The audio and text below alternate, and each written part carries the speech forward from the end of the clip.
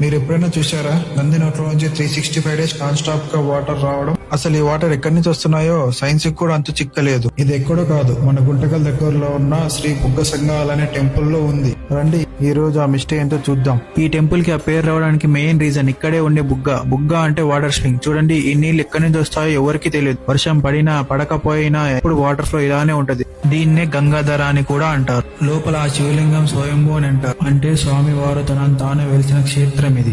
ఇంకా ఇక్కడ ఉన్న నంది మీద నుంచి చూస్తే చెట్టు మధ్యలో నుంచి శివుడు అయితే మనకు కనిపిస్తాడు. అసలు ఈ టెంపుల్ వెనుకలో ఉన్న పురాతన కథ ఏంటో ఇక్కడ ఉన్న పూజారి గారి మాటల్లోనే విందాం. చరిత్ర ఏమనగా అంటే, ఒక కాశీ బ్రాహ్మణుడు దేశమంతా తిరిగి వస్తుంటే ఆయనకి ఎక్కడ మనశ్శాంతి కలిగింది. కాశీ పోయి ఋషిని అడిగిన, స్వామి నేను ఎక్కడ తిరిగితే గానీ నాకు మనశ్శాంతి లేదు.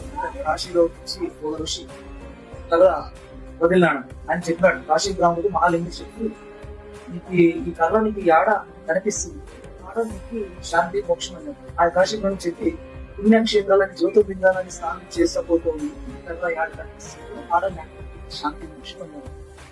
ఆ కథ పరిశీలించిన తర్వాత ఈ పుణ్యక్షేత్రం స్నానం చేసి వస్తుంది కదా, ఈ బుగ్గ సంగమేశ్వర స్వామి ఇక్కడ స్థానంలో ఆ కథ కనిపించిన తర్వాత స్వయం బిందువు కనిపించడానికి మనశ్శాంతి కలిగి 3 రోజులు స్వామివారికి పూజ చేస్తూ ఇప్పుడు కథ అయితే వినేసాం. ఇప్పుడు ఇంకా అమ్మవారు ఉన్నారు కదా, సో అమ్మవారి గారి కథ కూడా చరిత్ర చెప్తే ఈ అమ్మవారు పార్వతీదేవి.